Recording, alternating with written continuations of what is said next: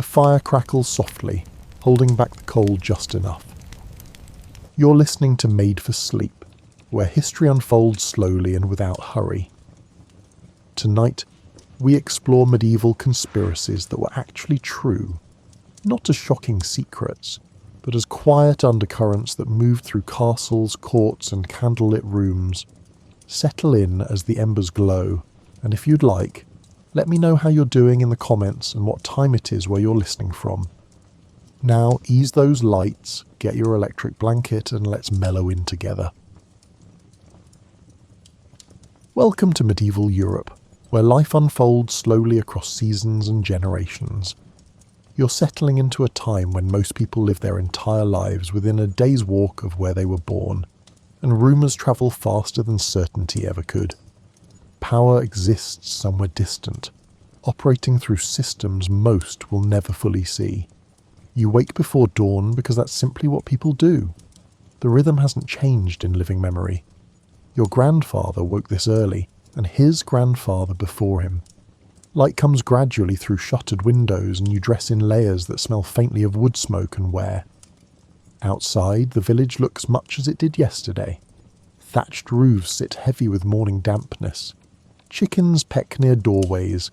Someone's already started a fire, and thin smoke rises straight up in the still air.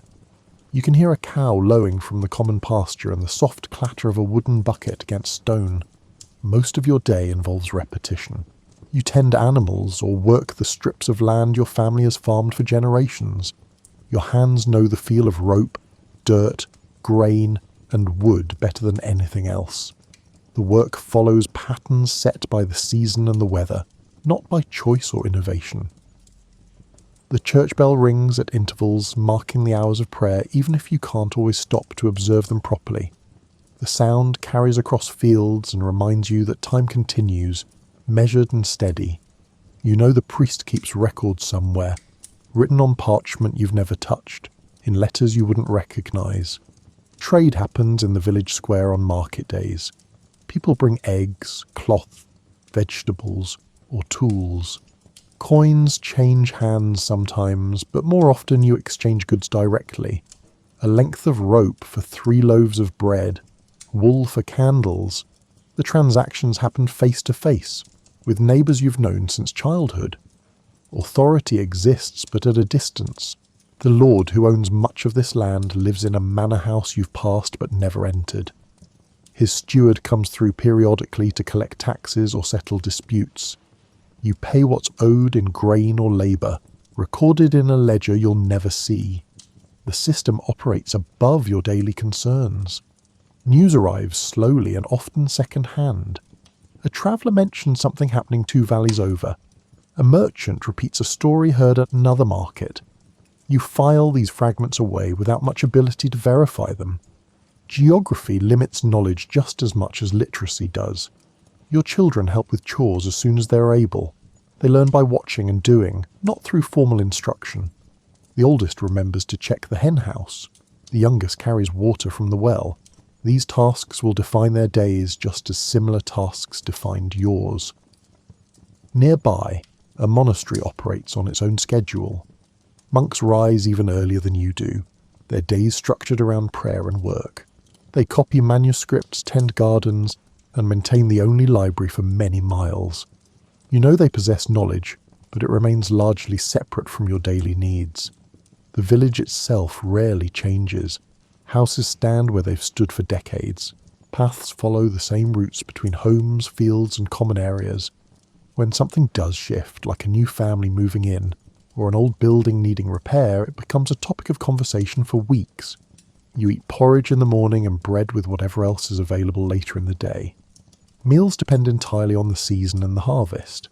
In winter, you rely on stored grain and preserved vegetables. In summer, there's more variety, but also more work required to prepare for the next winter. The rhythm continues regardless of what might be happening elsewhere. Kings could be plotting, bishops could be scheming, but here the cows still need milking, and the grain still needs grinding. Your world operates on a scale measured in footsteps and familiar faces. Records exist in quantities most people never imagine. Scribes sit in dim rooms throughout the realm. copying agreements, lists, and correspondence. Their handwriting fills parchment page after parchment page, creating an archive of obligations and arrangements. These documents travel in leather cases, carried by messengers who know specific routes between manors, monasteries, and administrative centres. A letter might take weeks to reach its destination, following roads that turn to mud in spring and freeze solid in winter. The messenger memorises the route and carries the seal that proves authenticity. Seals matter enormously. Wax impressed with a signet ring transforms a piece of parchment into something official. The mark represents authority in physical form. Clerks verify these impressions carefully, checking the design against known examples. A forged seal means a forged document, and the consequences follow accordingly. Oaths bind people together across distances. A vassal swears loyalty to a lord in a ceremony witnessed by others. The words get recorded. The relationship becomes formal and documented. These verbal agreements, once written down, create networks of obligation that extend across entire regions. You're connected to this system even if you never see most of it. The grain you harvest gets tallied. The labour you provide gets noted. Somewhere, in a ledger kept by someone you've never met, your contributions appear as lines of text. The administration operates quietly and continuously. Monasteries function as information centres. Monks correspond with other monasteries, sharing news and documents. They maintain copies of important texts and legal precedents. When disputes arise, these records provide evidence that can settle questions about land ownership or historical agreements. Some information travels through official channels only. A king issues a decree that gets copied and distributed to regional authorities. Each copy carries the royal seal. Local officials read these documents aloud in public spaces, translating policy into something the population can hear and theoretically understand. But other information moves through informal networks. A bishop's secretary mentions something to a travelling merchant. That merchant repeats the story at an inn. Someone overhearing it carries the tale to another town. By the time the information circles back, it may have changed considerably, but it still circulates. Meetings happen behind closed doors. Lords and bishops and administrators gather in private chambers to discuss matters that will eventually affect thousands of people. These conversations leave no records in the moment, though their outcomes often do. A new tax appears, a marriage alliance forms, territory changes hands. Clerks develop shorthand systems that let them record discussions quickly.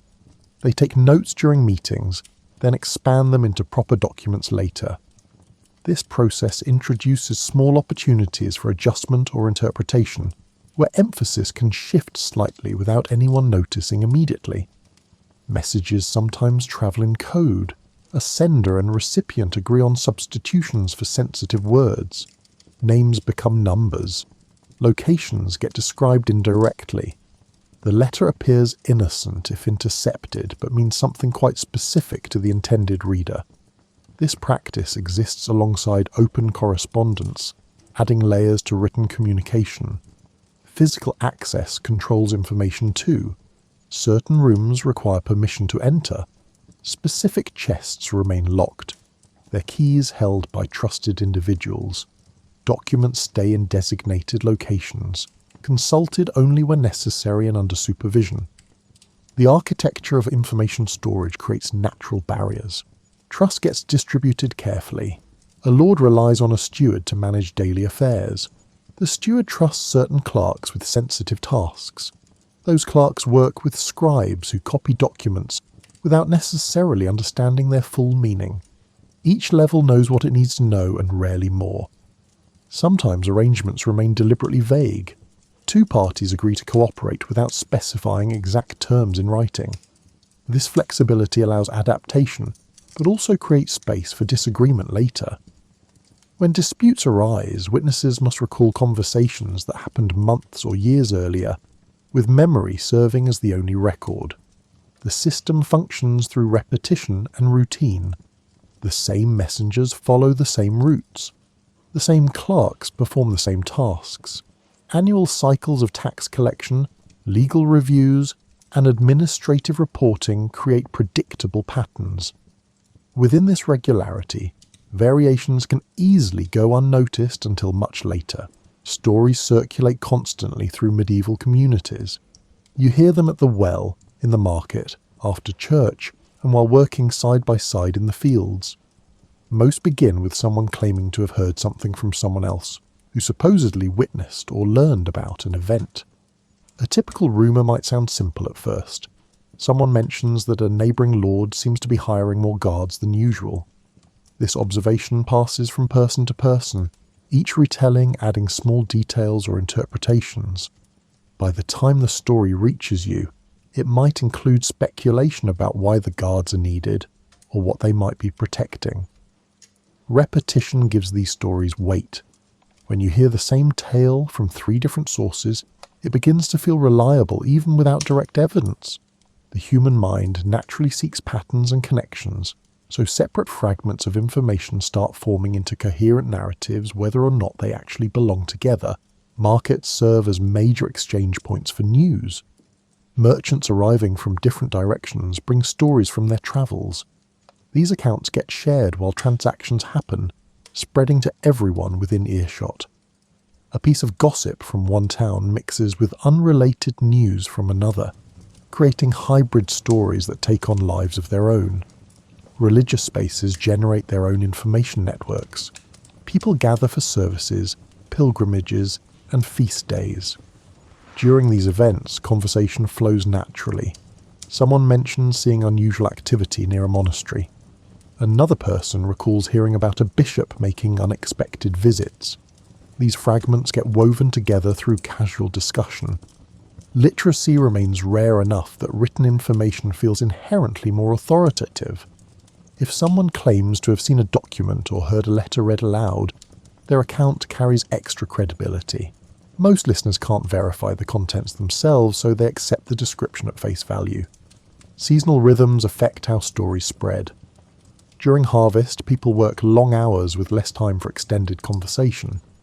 In winter, when darkness comes early and outdoor work diminishes, there's more opportunity to sit together and share tales. Some rumours circulate slowly for months before reaching certain communities. Travellers always attract attention and questions. A pilgrim passing through gets asked about conditions on the road and news from other regions.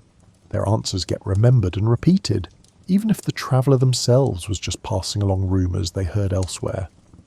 Information chains extend across vast distances this way.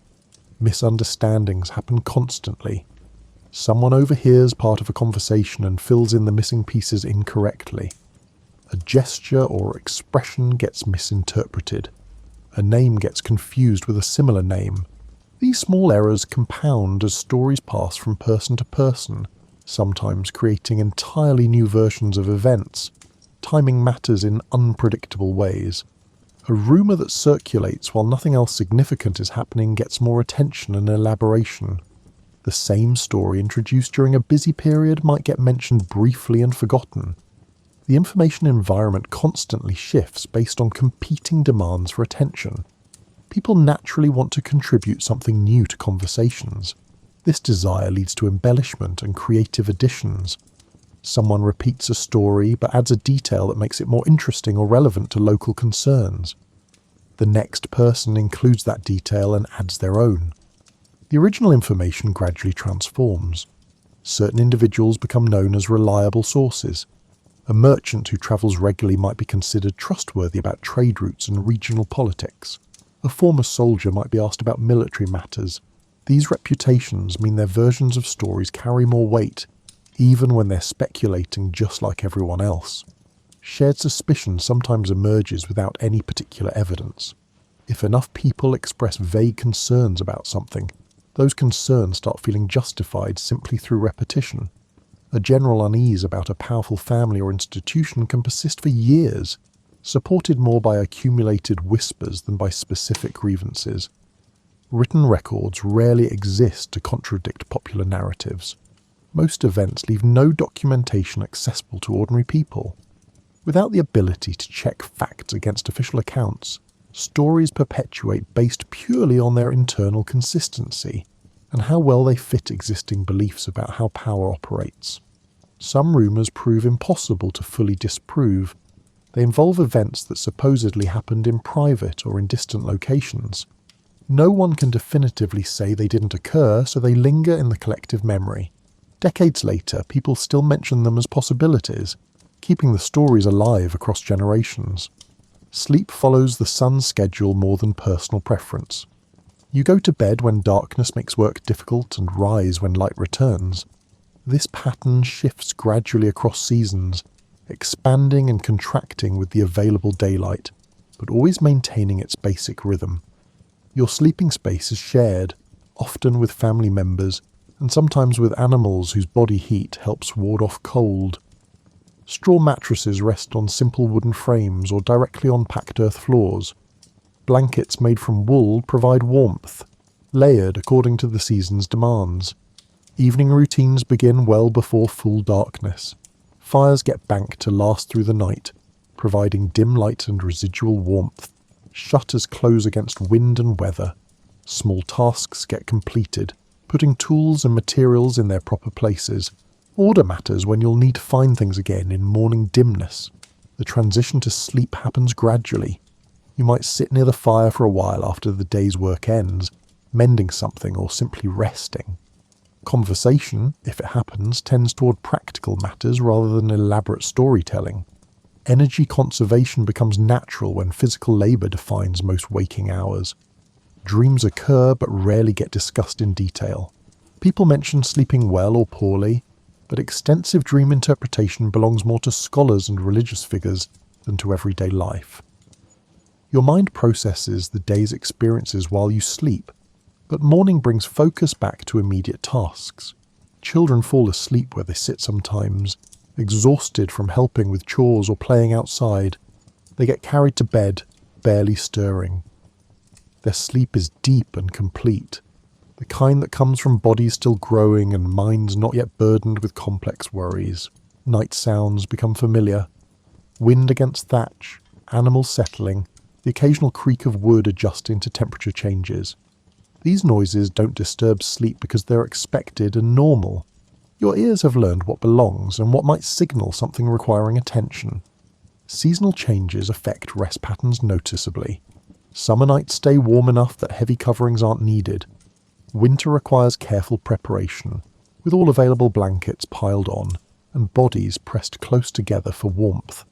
Spring and autumn bring variability, requiring adjustment from night to night. Religious hours continue even in darkness. Monastery bells ring for midnight prayers, though most people sleep through them.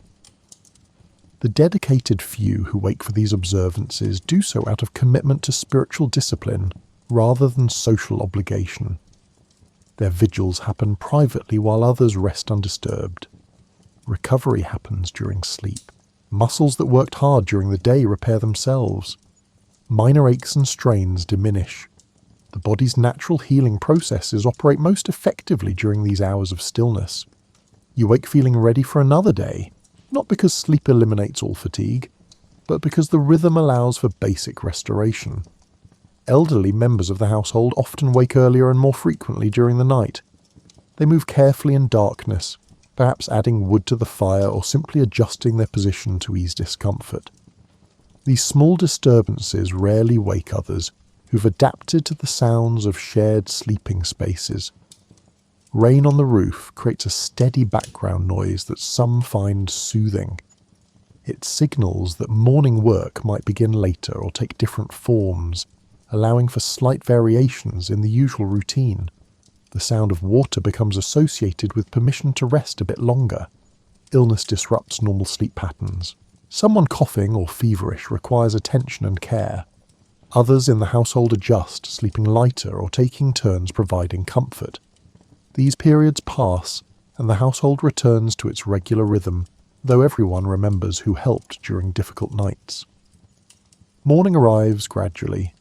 Light seeps in through gaps around shutters. Birds begin their calls. Someone rises first, stirring the fire and starting preparations for the day. Others wake one by one, emerging from sleep without alarm or urgency. simply responding to the natural signals that night has ended. The cycle repeats with remarkable consistency.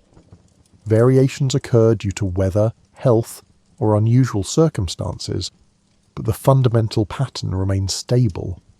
This regularity provides psychological comfort, creating a framework within which life feels predictable and manageable, despite uncertainties in other areas. Grain defines wealth in ways that go beyond simple sustenance. The amount of wheat, barley, or rye a household stores determines its stability through winter and its ability to manage unexpected difficulties. These stores accumulate slowly through successful harvests and deplete steadily through consumption and obligations. Land ownership concentrates in relatively few hands.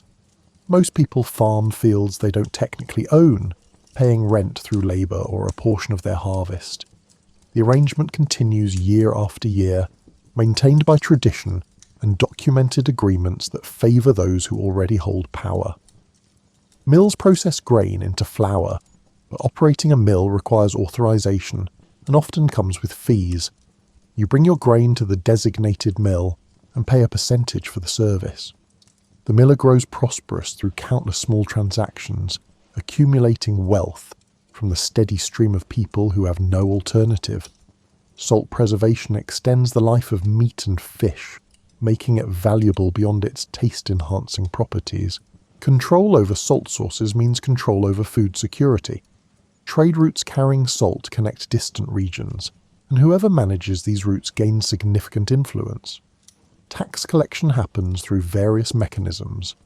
Officials count livestock, measure stored grain, and assess property values.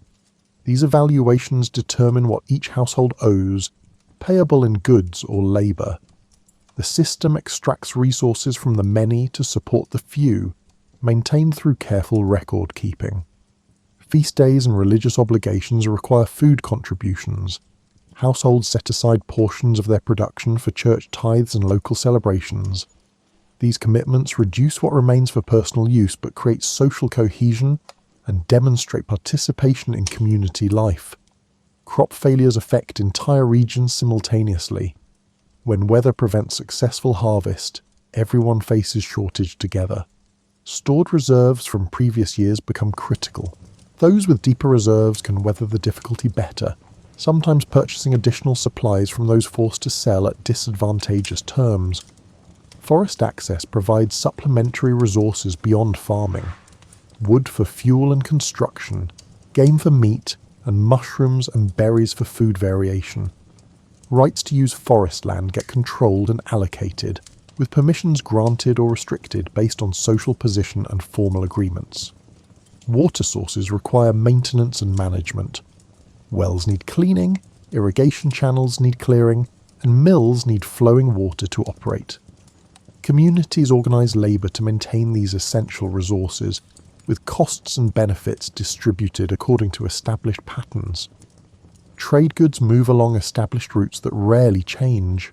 Certain towns become known for specific products like wool, pottery, or metalwork.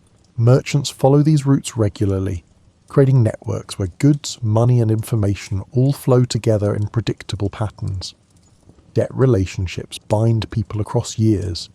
Someone borrows grain for planting and owes repayment after harvest, plus interest. These obligations get recorded and enforced, creating ongoing connections between lenders and borrowers that extend beyond single transactions. Livestock represents mobile wealth. Animals can be traded, sold, or used as payment. They reproduce, potentially increasing value over time. Caring for them requires constant effort, but they provide insurance against crop failure and serve multiple practical purposes. Storage facilities matter enormously. A well-built granary protects harvest from moisture and vermin. Poor storage means loss through spoilage. Investment in proper storage infrastructure pays returns every season, protecting accumulated wealth from degradation. Labour itself becomes a resource to be allocated. During harvest, everyone capable helps in the fields. At other times, labour gets directed toward maintenance, construction, or specialised tasks. Controlling how labour gets used means controlling what gets accomplished and who benefits. Markets operate on regular schedules, creating concentrated moments of exchange. Prices fluctuate based on availability, season, and competition. Experienced traders develop an understanding of these patterns, buying when prices drop and selling when they rise, accumulating advantage through many small transactions. Candles and oil lamps provide light after sunset in homes that can afford them. The flame stays small to conserve fuel, creating a circle of illumination surrounded by darkness. Work continues in this limited light, but it shifts to tasks that don't require broad vision or physical space. Scribes spend evening hours copying manuscripts. Their posture hunches over desks, quills moving steadily across parchment. Each letter takes shape deliberately, following practice forms that ensure legibility. The work demands concentration but becomes meditative through repetition. Account books get reviewed by candlelight. Numbers representing transactions, inventories, and obligations fill columns on the page. Clerks verify totals, compare entries, and note discrepancies. This quiet work maintains the records that make administration possible. Reading happens in monasteries and noble households where books exist. Texts get shared among those with literacy and read aloud sometimes so others can hear. Religious works predominate, but historical chronicles and classical writings circulate too, preserved through careful copying. Learning to read requires years of instruction. Students practice letters repeatedly, forming them correctly before moving to words and sentences. The skill remains specialized, marking someone as educated and creating opportunities unavailable to those who never gain literacy. Maps exist but remain rare and often inaccurate. Cartographers combine travellers' accounts, estimated distances, and known landmarks to create representations of territory. These documents get consulted when planning routes or understanding political boundaries, though most people navigate by memory and local knowledge. Letters written in evening quiet carry news and instructions across distances. The writer chooses words carefully, knowing the message will be read by specific eyes in specific circumstances. Privacy depends on trust in the messenger and the seal's integrity. Almanacs track agricultural and religious calendars, providing reference for planning. They note optimal planting times, saints' feast days, and astronomical events. These compilations represent accumulated knowledge passed down and updated across generations. Music exists primarily through memory and practice. Songs get learned by ear and passed along verbally. No system for recording melodies in writing has widespread use yet, so musical tradition depends entirely on continuous transmission from performer to performer. Textile work continues indoors during evening hours. Spinning, weaving, mending, and embroidery all suit limited light conditions. Hands know the motions well enough that vision serves mainly to verify quality rather than guide every movement. Recipes and craft techniques stay largely unwritten. A master brewer or cheesemaker passes knowledge to apprentices through demonstration and verbal instruction. The exact measurements and timing become internalized through repeated practice, rather than consultation of written formulas. Family histories exist as oral traditions in most households. Grandparents tell children about ancestors, preserving names, relationships, and significant events through storytelling. These accounts shape identity and maintain connections across generations despite a lack of written genealogies. Legal precedents get remembered by those who administer justice. A lord or his representatives recall similar cases from the past when making decisions about disputes. This institutional memory operates through people rather than comprehensive written codes. Prayer happens privately in evening hours for those inclined toward personal devotion. The words might follow established forms learned in church, or become more spontaneous expressions of individual concerns and gratitude. These quiet moments of reflection punctuate the day's end. Observations about weather, crops, and animals get shared in casual evening conversation. Someone mentions that frost came unusually early this year. Another notes that certain birds haven't migrated when expected. These details accumulate into practical knowledge about local conditions. Darkness settles over communities with predictable completeness. Artificial light remains expensive enough that most extinguish flames soon after necessary tasks finish.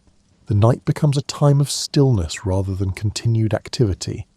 Guards maintain watch in certain locations.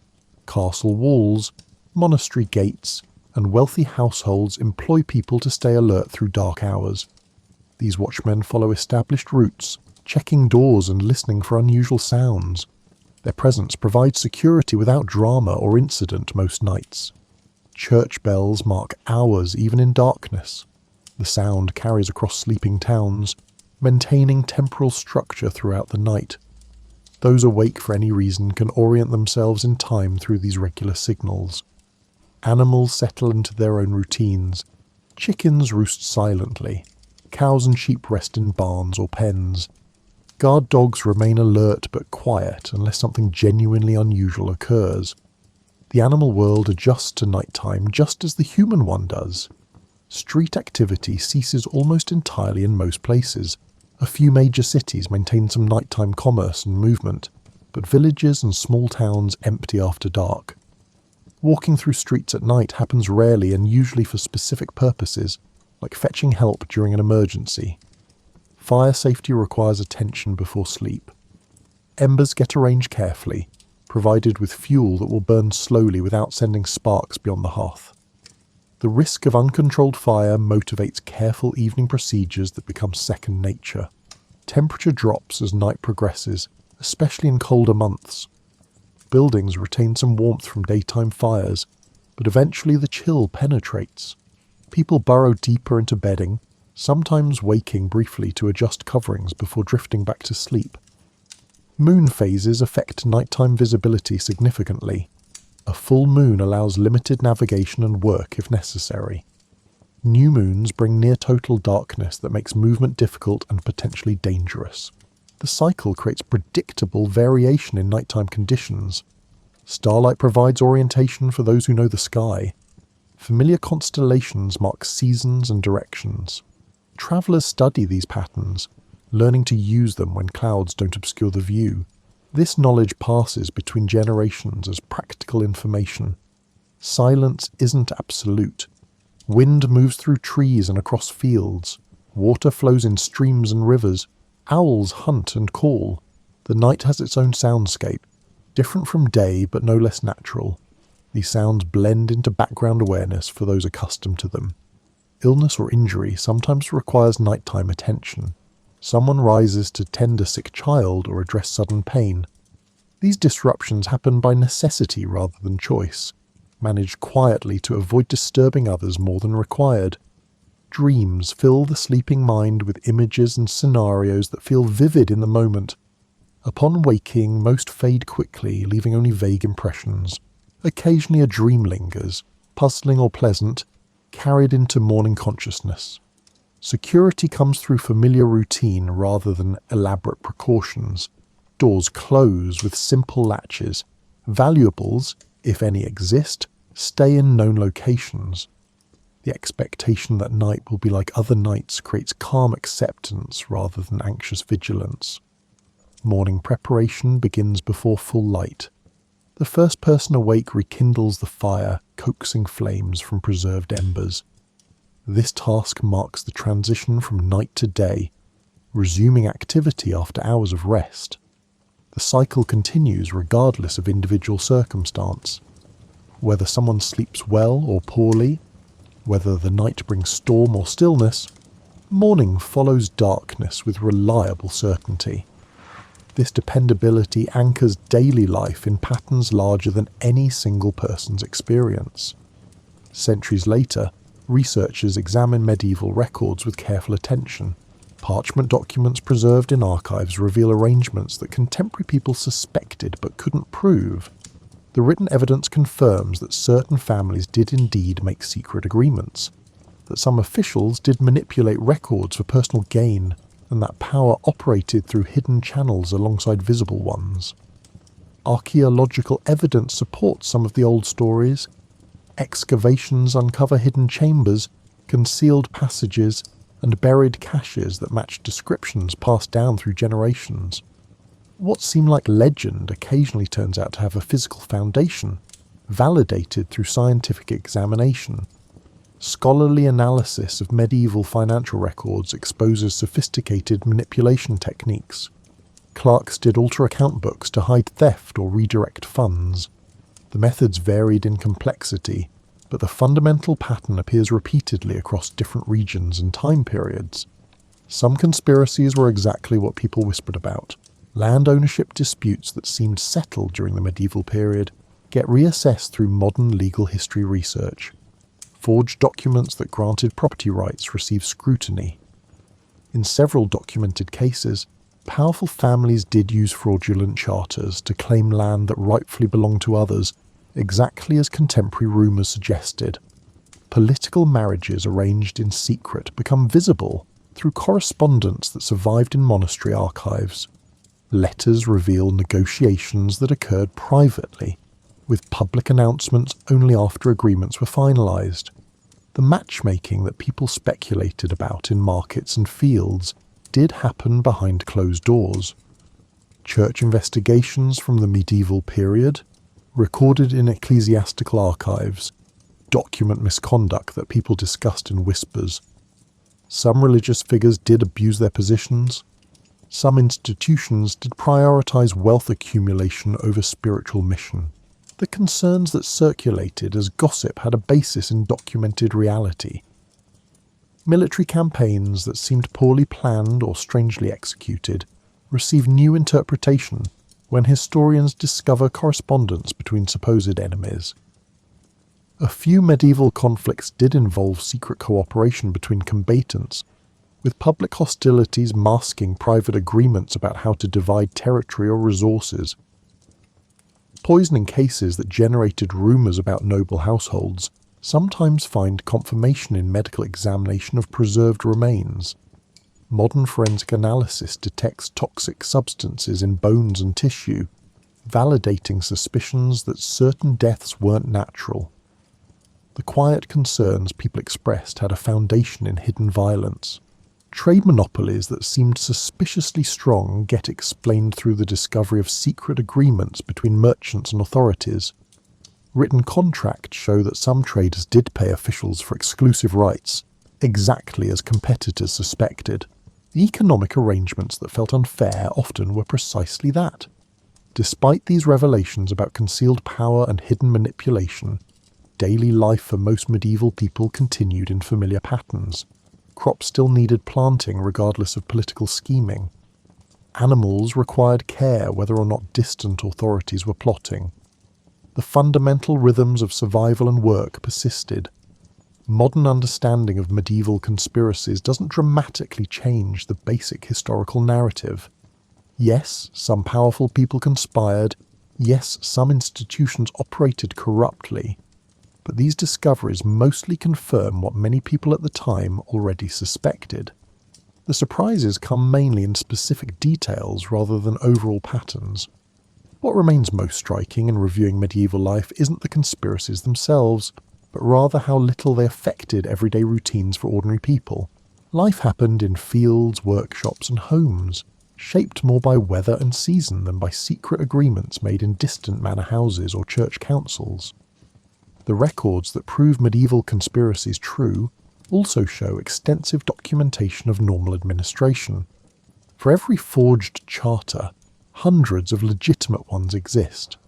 For every corrupt official, many others performed their duties honestly. The systems functioned imperfectly, but continuously. Modern historians note that while some conspiracies existed and operated successfully for years or decades, they eventually left evidence. The human impulse to document, to write things down, and to create records ultimately reveals what was meant to stay hidden. Secrets kept through spoken agreement can vanish, but written evidence persists. You can imagine yourself in that medieval landscape now, knowing what's known today. The routines continue. Bread gets baked. Fields get worked. Children grow. Behind these activities, power operates in ways not always visible or fair. But life itself, immediate, physical, demanding, requires attention regardless of what might be happening elsewhere. Evening comes again, as it has for countless generations. Light fades, work stops. People settle into rest. Whatever schemes exist in distant courts or monasteries, whatever arrangements powerful figures have made in secret, the night still brings its familiar quiet. Sleep still restores. Morning still comes. The pattern continues, steady and remarkably resilient, carrying forward through seasons and centuries, exactly as it always has. You're settling into the late 1800s and early 1900s, when people first began studying the mind not through philosophy alone, but through careful observation and quiet experimentation. This was a time when psychology was new, uncertain, and filled with more questions than answers, when researchers worked in small rooms with simple tools, trying to understand something that had never been systematically studied before. Before psychology existed as a formal discipline, people already knew their own minds quite well. You woke each morning with thoughts forming before you opened your eyes. You noticed how attention shifted from task to task throughout the day. You felt emotions rise and fade. You remembered yesterday while planning tomorrow. All of this happened naturally, without textbooks or laboratories. In the middle 1800s, if you wanted to understand thinking, you simply observed yourself and others going about ordinary life. You noticed that some memories stayed clear while others faded within hours. You recognized that concentrating on one thing meant other things slipped away. You understood that tiredness changed how you thought, making simple decisions feel difficult by evening. People describe these experiences to one another constantly. A teacher might mention how students seem to learn better in the morning. A shopkeeper might notice that familiar customers' faces came to mind more easily than their names. A parent might observe that children remembered stories better when they were calm and rested. These observations weren't scientific, but they were accurate in their own way. The idea that thoughts could be studied systematically seemed strange at first. Thinking felt private, invisible, and impossible to measure. Unlike the heart or lungs, the mind produced nothing you could weigh or see under a microscope. It simply existed, creating experiences that only you could know directly. Yet people had always been curious about why they thought the way they did. Why did some faces seem instantly familiar, while others remained strangers even after multiple meetings? Why could you remember a song from childhood but forget what you ate 3 days ago? Why did solving a puzzle sometimes require stepping away and returning later with fresh eyes? These questions didn't feel urgent. They were simply part of being human, noticed during quiet moments or mentioned in passing conversation. No one expected definitive answers. The mind was just something you lived with, accepting its quirks and patterns as part of daily existence. By the mid-1800s, a few people began wondering if these everyday observations could lead somewhere more organized. Perhaps patterns existed that applied to everyone. Perhaps memory, attention, and thought followed rules that could be discovered through patient study. Perhaps the mind, despite being invisible, could still be understood. This shift happened gradually. It wasn't a sudden revelation, but a slow accumulation of curiosity. Someone might keep a journal noting when they remembered things clearly versus when details blurred. Another person might wonder why certain tasks felt automatic, while others required constant attention. These small questions began gathering into something larger. The people asking these questions weren't revolutionaries. They were teachers, doctors, philosophers, and simply thoughtful individuals who noticed patterns in daily life. They had no special equipment and no established methods. They just had questions and the patience to sit with them. What made this period interesting was how little anyone actually knew. There were no textbooks explaining how memory worked, no diagrams showing how attention functioned, no theories about why practice made some tasks easier. Just people noticing, wondering, and occasionally writing down what they observed. This uncertainty created a kind of openness. Without established answers, people could explore freely. They could propose ideas, test them gently, and revise them without feeling they were contradicting established truth. The mind was a mystery, but it was a mystery they lived with every day, making it familiar even while remaining unexplained. Daily life provided constant opportunities for informal observation. Walking through a city, you noticed how quickly you stopped hearing the constant noise of traffic and conversation. Your mind filtered out the familiar, attending only to unusual sounds or sudden changes. This happened automatically without conscious decision. Reading a book demonstrated similar patterns. Your eyes moved across words, but you weren't aware of each individual letter. Somehow, meaning emerged directly from the marks on the page. Only when you encountered an unfamiliar word did the process slow down, becoming deliberate and conscious. Conversations revealed other aspects of thinking. You could follow what someone said while simultaneously planning your response. You remembered earlier parts of the conversation while hearing new information. You interpreted tone and expression alongside actual words. All of this happened smoothly, requiring no apparent effort. Yet certain mental tasks felt genuinely difficult. Learning a new skill demanded concentration. Remembering long sequences of information took work. Maintaining attention on something boring required constant effort.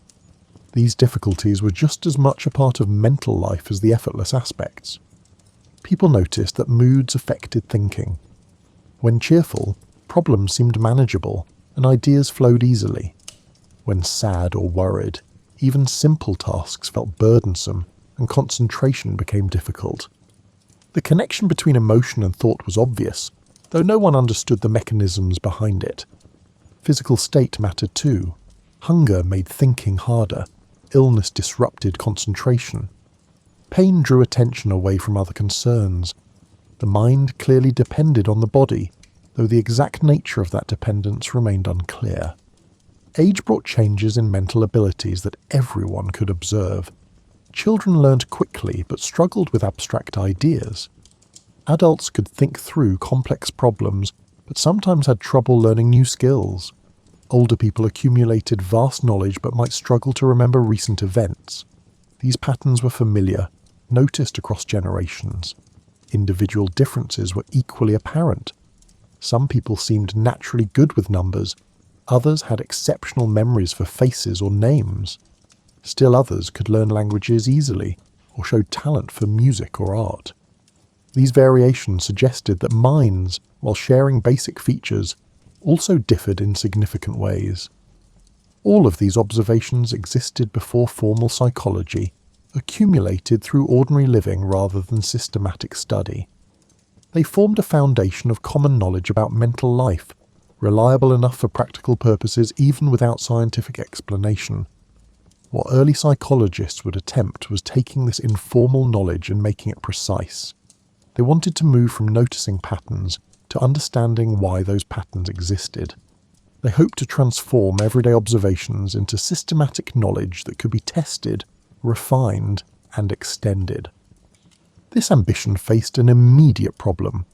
Unlike studying rocks or plants or chemical reactions, studying the mind meant studying the very thing doing the studying. Your mind had to observe itself, creating a kind of circularity that made objective investigation difficult. Despite this challenge, the attempt seemed worth making. The mind shaped every aspect of human life. Understanding it better might improve education, help people think more clearly, and address the suffering caused by mental difficulties. The potential benefits justified working through methodological problems. So in small rooms and quiet laboratories, with simple equipment and careful notes, the first psychologists began their work, building on everyday observations but trying to go beyond them, seeking patterns and principles that could explain the rich, complex, frustrating and fascinating experience of being a conscious thinking person. The first people who tried to study psychology formally worked in small rooms with simple tools. They used pocket watches to measure reaction times. They created basic puzzles to test memory. They kept detailed notebooks, recording observations in neat handwriting by lamplight each evening. Wilhelm Wundt opened a laboratory in Leipzig, Germany, in 1879. This wasn't a laboratory in the modern sense, with gleaming equipment and computer screens. It was a room with tables, chairs, paper, and a few instruments for measuring time and basic sensory responses. The work done there was quiet and repetitive. Researchers would sit with volunteers and ask them to describe their thoughts while performing simple tasks. Someone might look at a coloured card and try to explain exactly what they experienced. Another person might listen to a tone and describe how it felt different from another tone. These descriptions were recorded carefully and then reviewed later. The goal was to break consciousness into its smallest parts. If thinking was made up of basic sensations, feelings and images, perhaps understanding those pieces would reveal how the whole mind worked. It seemed logical. Scientists had been breaking physical matter into smaller elements for decades. Why not do the same with thought? This approach, called introspection, required patience. Volunteers had to pay very close attention to their own mental processes and describe them accurately. Researchers had to listen carefully and record everything precisely. Then they had to compare notes, looking for patterns across different people and different tasks. The work was slow. A single experiment might take weeks to complete, with the same simple task repeated hundreds of times. Researchers wanted to be thorough, to make sure their observations were consistent. They avoided rushing toward conclusions. But problems appeared quickly. When different people described the same experience, their accounts often differed. One person might report seeing a colour as a simple sensation. Another might immediately think of an object that colour, mixing memory with pure perception. A third might feel an emotion connected to the colour, adding yet another layer. These differences were confusing. If everyone's mind worked the same way, shouldn't their descriptions match? The researchers tried being more precise with their instructions. They trained volunteers more carefully. They repeated experiments again and again. Still, the variations persisted. Some researchers began to suspect that asking people to describe their thoughts might actually change those thoughts. The act of observing your own thinking seemed to interfere with natural mental processes. It was like trying to study how you walked by, thinking about every step. The attention required for observation altered what you were trying to observe. This created a genuine dilemma. How could you study something that changed when you looked at it? The problem felt fundamental, not something that better equipment or more careful methods could solve. It was built into the nature of consciousness itself. Other scientists tried different approaches. Hermann Ebbinghaus decided to study memory using something that had no prior meaning. He created nonsense syllables, combinations of letters that formed no real words. Then he memorized lists of these syllables, testing himself repeatedly to see how memory changed over time. This work was tedious. Ebbinghaus sat alone, memorizing lists, testing himself, recording results, then doing it all again the next day. He continued for months, building a careful record of how quickly he forgot and how repetition helped him remember. The data accumulated slowly, filling notebook after notebook. What he discovered was both interesting and limited. Memory did follow certain patterns. Information faded quickly at first, then more slowly over time. Repetition helped, but with diminishing returns. Spacing practice sessions worked better than cramming everything at once. These findings were genuine, but they also felt narrow. Memorizing nonsense syllables wasn't like remembering your childhood, learning a skill, or recognizing a friend's face. The controlled simplicity that made the experiment possible also made it feel distant from real mental life. Still, the work demonstrated that memory could be studied quantitatively. You could measure how much was remembered, how long it took to learn, and how quickly forgetting occurred. These measurements provided something solid to work with, even if they captured only a tiny slice of what memory actually was. Other researchers explored different aspects of thinking. Some studied how people reacted to unexpected sounds or lights. Others investigated how practice improved performance on simple tasks. Each study added a small piece of information, but no grand picture emerged. The early psychologists kept working despite this uncertainty. They revised their methods when problems appeared. They borrowed ideas from each other. They published their findings in new journals created specifically for psychological research. The field grew, but slowly, without dramatic breakthroughs. What sustained them was genuine curiosity and the belief that patience would eventually yield understanding. They weren't expecting quick answers. They were building something from nothing, establishing basic methods and questions that future researchers could refine and expand. Equipment remained simple throughout this early period. A chronometer for measuring time, cards with colours or shapes, lists of words or syllables, simple mechanical devices for presenting stimuli at controlled intervals. Nothing required advanced technology or significant expense. This simplicity had advantages. Experiments could be replicated easily in different laboratories. Students could learn methods quickly. The focus stayed on observations rather than getting distracted by complex apparatus. The questions being asked were fundamental enough that simple tools sufficed. Funding for this work came primarily from universities, which supported research as part of their educational mission. Amounts were modest. A laboratory might operate on the equivalent of a few thousand modern dollars per year. Researchers didn't expect wealth from their work, just enough support to continue. The pace of publication was slow by later standards. A researcher might publish 2 or 3 papers in a good year. Each paper reported carefully conducted studies, often representing months of work. The emphasis was on quality and thoroughness rather than quantity of output. Reviewing others' work for journals was taken seriously. Researchers read submissions carefully, checking methods and questioning interpretations. They provided detailed feedback, helping authors improve their work. This peer review helped maintain standards even as the field was still defining what those standards should be. Mistakes were common and acknowledged openly. An experiment might fail to produce clear results. A method might prove unreliable. A theory might be contradicted by new observations. Researchers reported these failures alongside successes, treating them as valuable information about what didn't work. This honesty created a culture where admitting difficulty or uncertainty was acceptable. No one expected researchers to always be right. They expected them to be careful, honest, and willing to revise their thinking when evidence demanded it. Debates occurred regularly. Researchers disagreed about methods, interpretations, and the field's proper direction. These disagreements were conducted through journal articles and conference presentations, with each side presenting arguments and evidence. The tone was generally respectful, focused on ideas rather than personal criticism. Some debates continued for years without resolution. Different laboratories used different methods and reached different conclusions.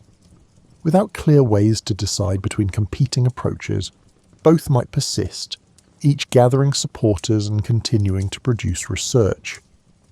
This theoretical diversity could be frustrating, but it also protected against premature consensus.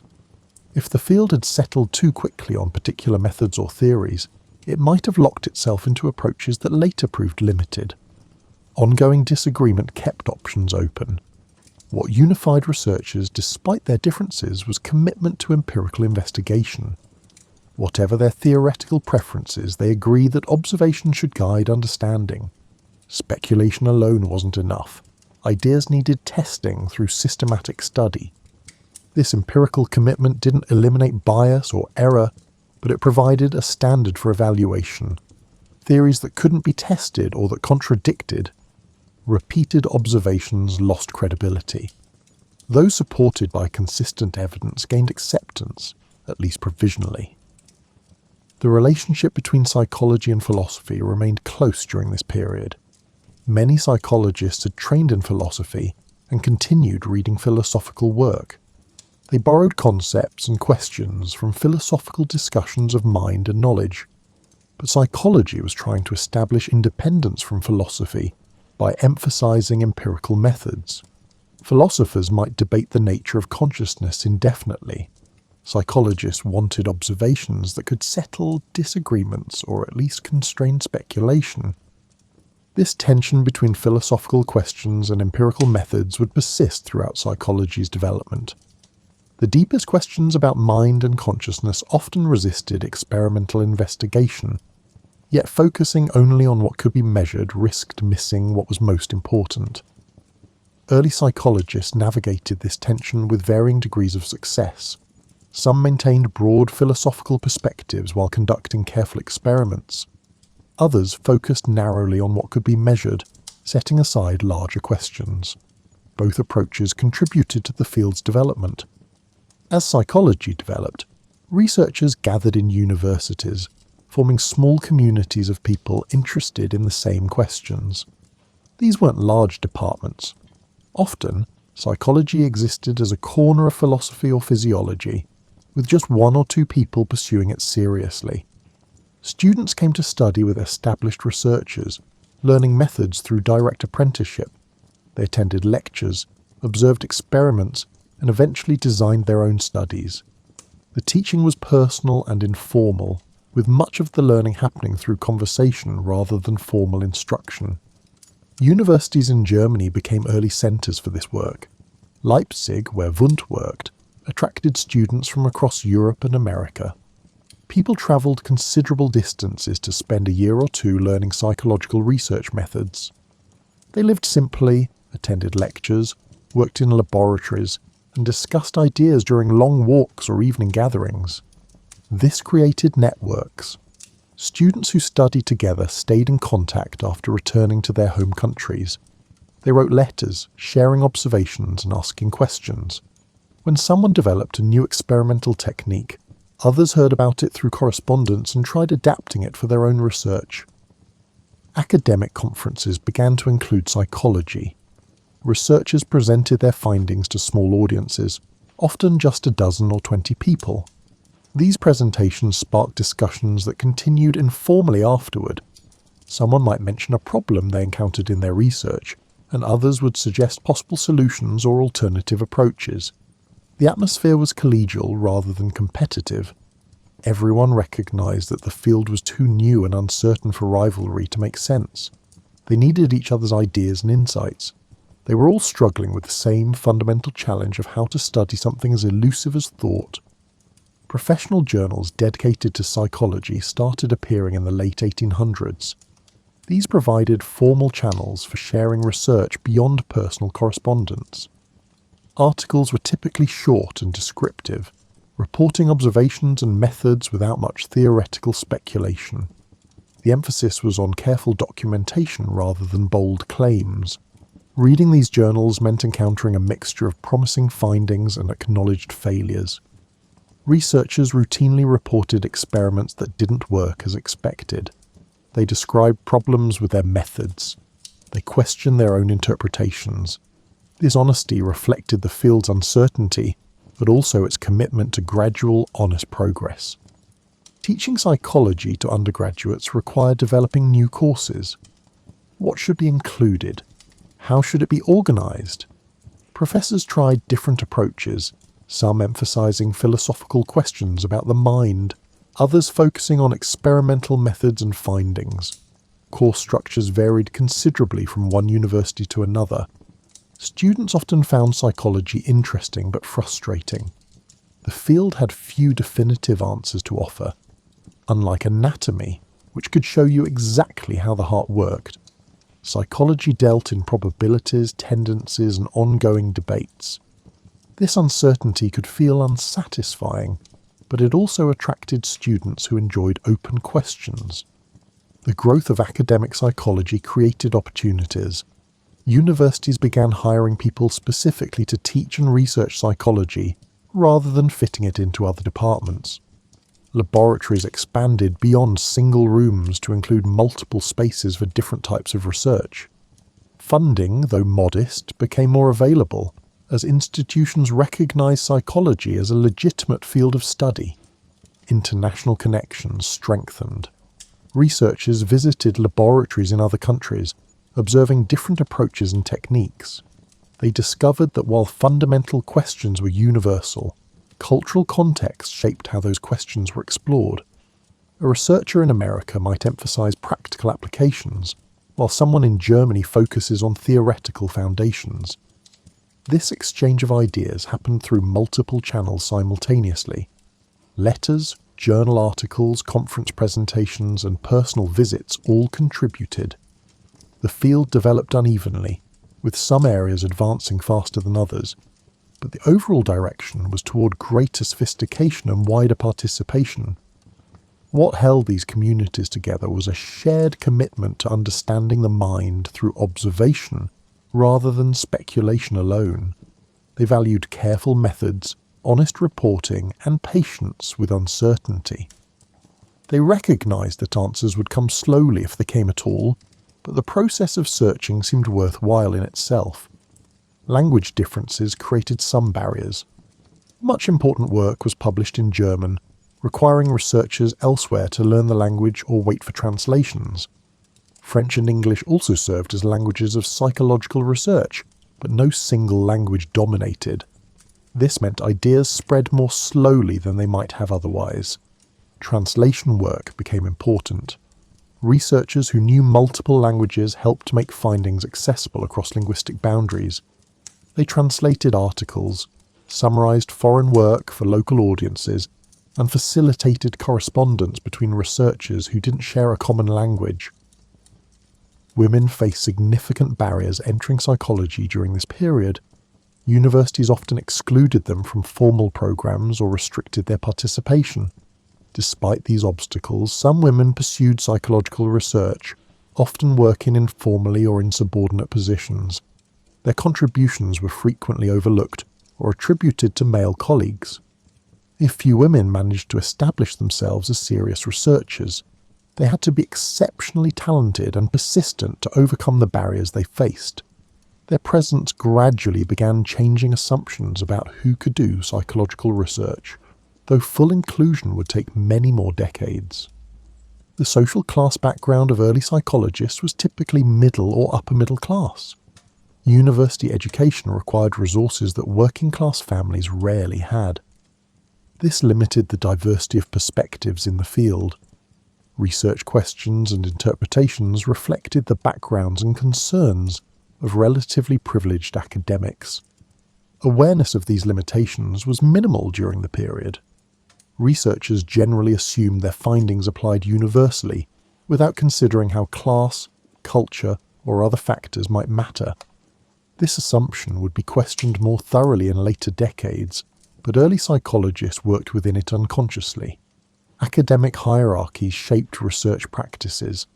Established professors held significant authority, and their theoretical preferences influenced what kinds of research seemed worthwhile.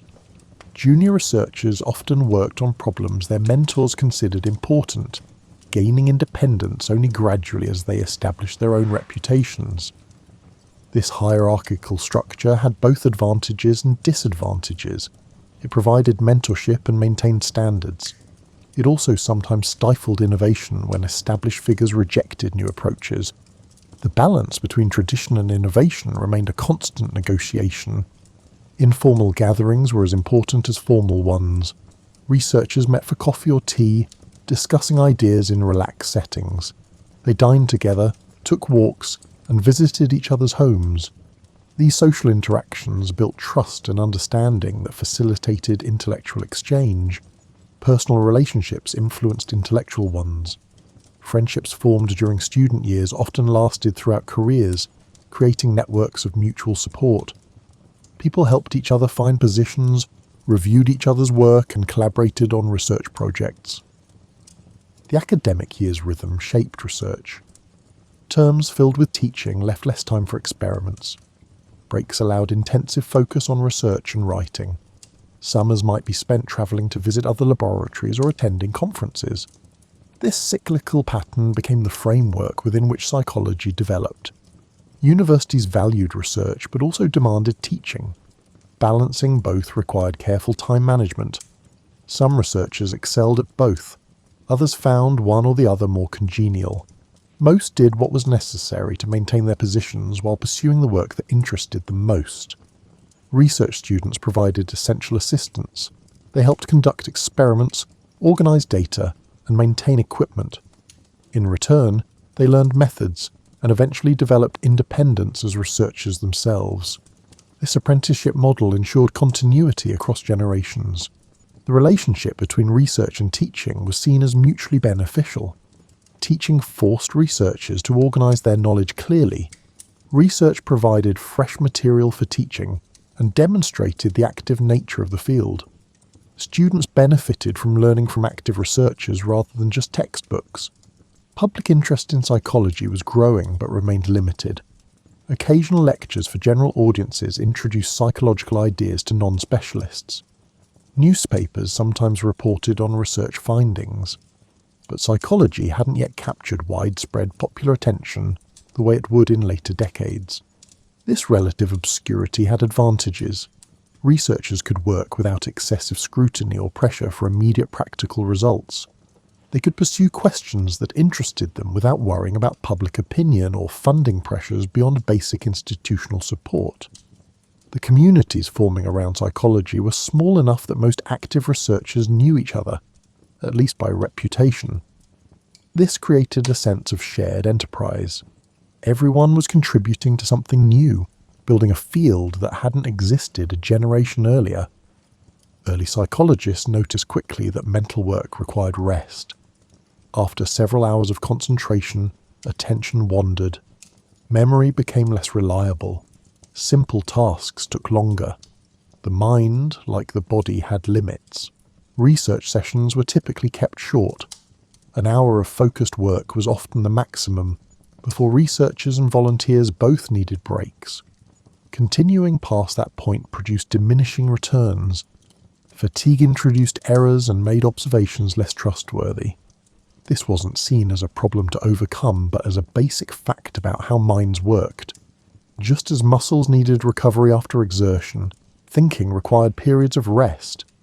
Pushing beyond natural limits didn't produce better results. It just produced tired people making mistakes. Researchers built rest into their schedules deliberately. They worked in the morning when minds were fresh. They took long lunch breaks, often including walks outdoors. Afternoon sessions were shorter and focused on less demanding tasks like reviewing notes or discussing findings. Evening work was typically light, perhaps some reading or organising materials for the next day. This rhythm felt natural. It matched how people had always worked, before electric lights and demanding schedules made continuous activity seem normal.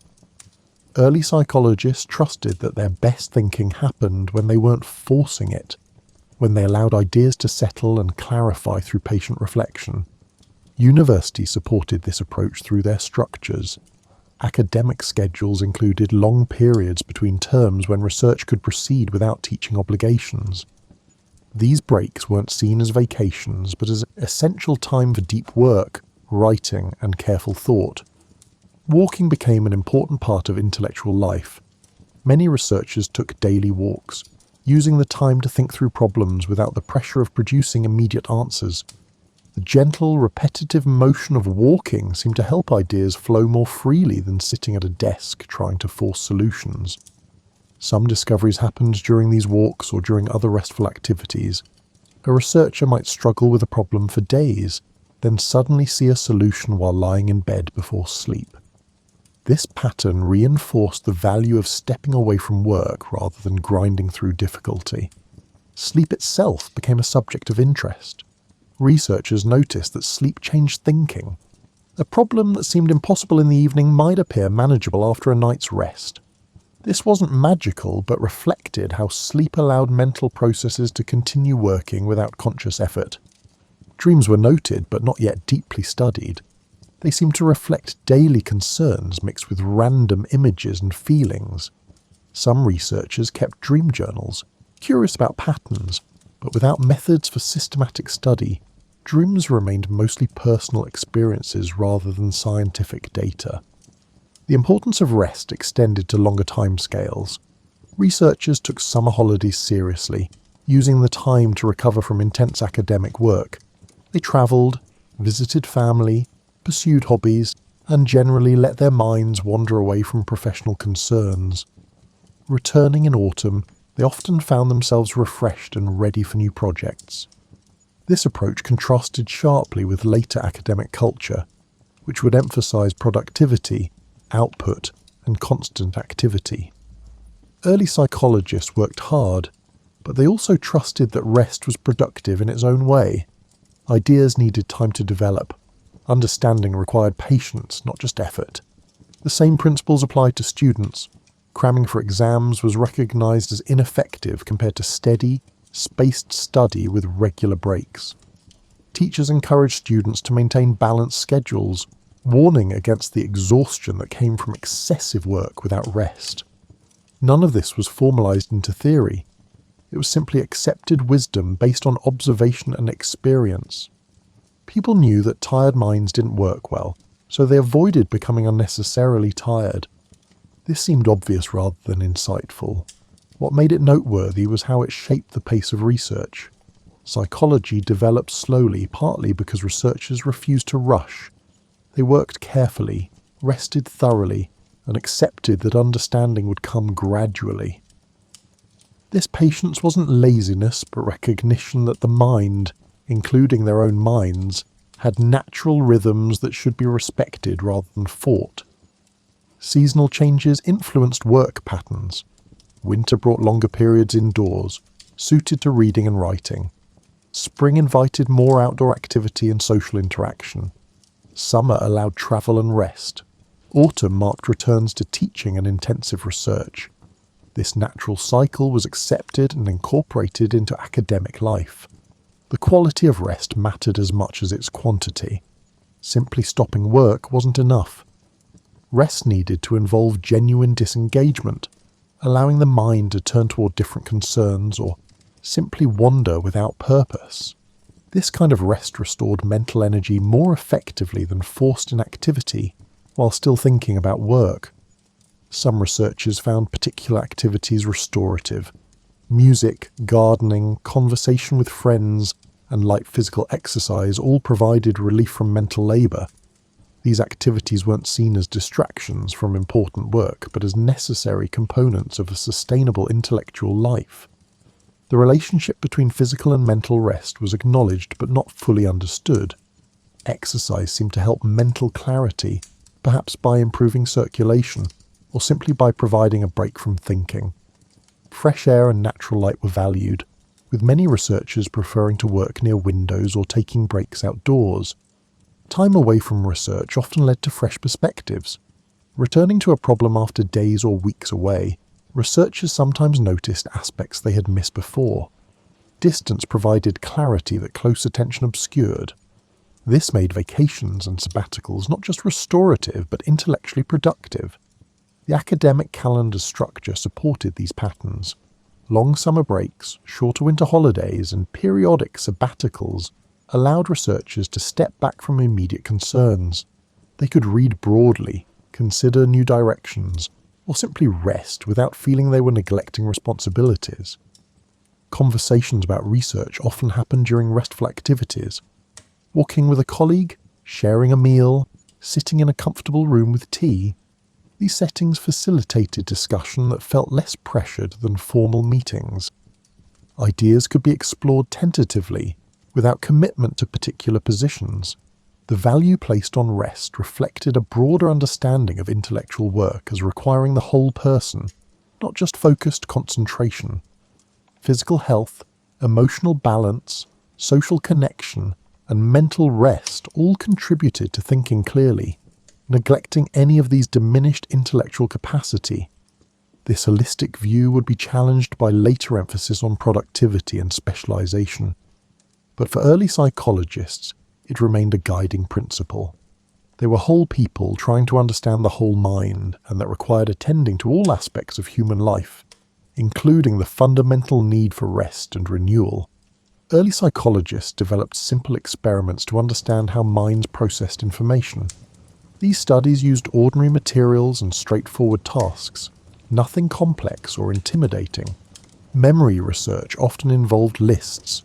A researcher would read a series of words or numbers, then ask volunteers to recall as many as possible.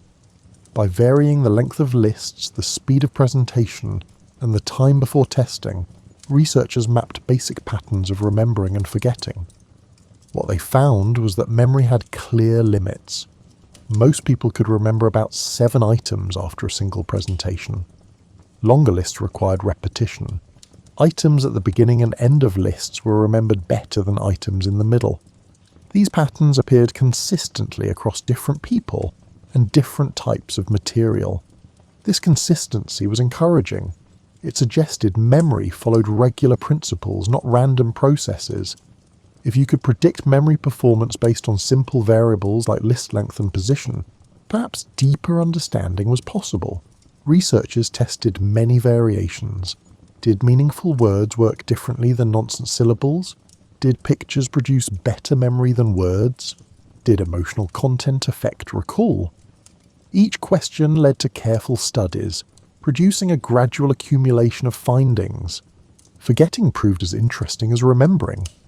Ebbinghouse's work showed that most forgetting happened quickly, within the first hours or days after learning. After that, the rate of forgetting slowed considerably. Material that survived a few days often persisted for much longer. This pattern made sense of common experiences. You might forget a name minutes after hearing it, but information you still remembered a week later would likely stay accessible for months or years. The initial consolidation period was crucial. Repetition helped memory, but not in simple ways. Spacing repetitions over time worked better than massing them together. 10 practice sessions spread across 10 days produced better retention than 10 sessions in a single day.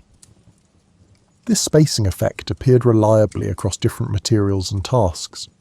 Understanding why spacing helped required speculation. Perhaps memory needed time to consolidate between practice sessions. Perhaps spacing reduced interference between similar memories. Perhaps it simply maintained motivation better than tedious repetition. The mechanisms remained unclear, but the effect was consistent. Perception studies examined how people noticed and interpreted sensory information. Researchers presented simple stimuli like lights, sounds, or touches, then asked volunteers to report what they experienced. By varying intensity, duration, and context, they explored how minds translated physical sensations into conscious experience. One persistent finding was that perception wasn't passive. People didn't simply receive sensory information like blank pages accepting ink. Instead, expectations, attention, and prior experience shaped what people noticed and how they interpreted it. The same sound might be heard differently depending on what the listener expected or what else was happening around them. Context effects appeared everywhere. A grey patch looked lighter against a dark background and darker against a light background. A tone sounded different when preceded by other tones than when presented alone. A touch felt different depending on what area of skin received it. Perception was always relative, always influenced by surroundings. This relativity complicated attempts to identify simple laws of perception. What seemed like a straightforward relationship between stimulus and sensation turned out to involve multiple factors. Researchers had to control context carefully to get consistent results.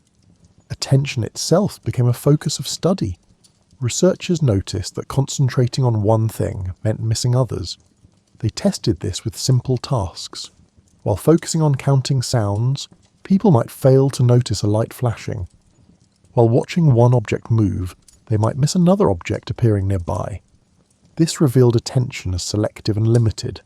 You couldn't pay full attention to everything simultaneously. Instead, focus moved from one thing to another, with most sensory information going unnoticed. This wasn't a flaw, but a necessary feature of how minds worked, filtering vast amounts of information to manage what seemed most relevant. The capacity limits of attention were measured in various ways. How many objects could someone track simultaneously? How quickly could attention shift between different tasks? How did dividing attention between multiple things affect performance on each? The answers varied somewhat but showed consistent patterns. Visual attention was studied using simple displays. Arrays of letters or symbols were presented briefly, and people reported what they saw. Results showed that only a few items could be consciously perceived at once, even though the eye received information about the entire display. Most visual information never reached conscious awareness. Auditory attention showed similar selectivity.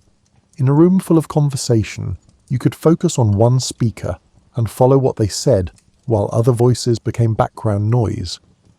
This selective listening, later called the cocktail party effect, demonstrated how powerfully attention could filter information.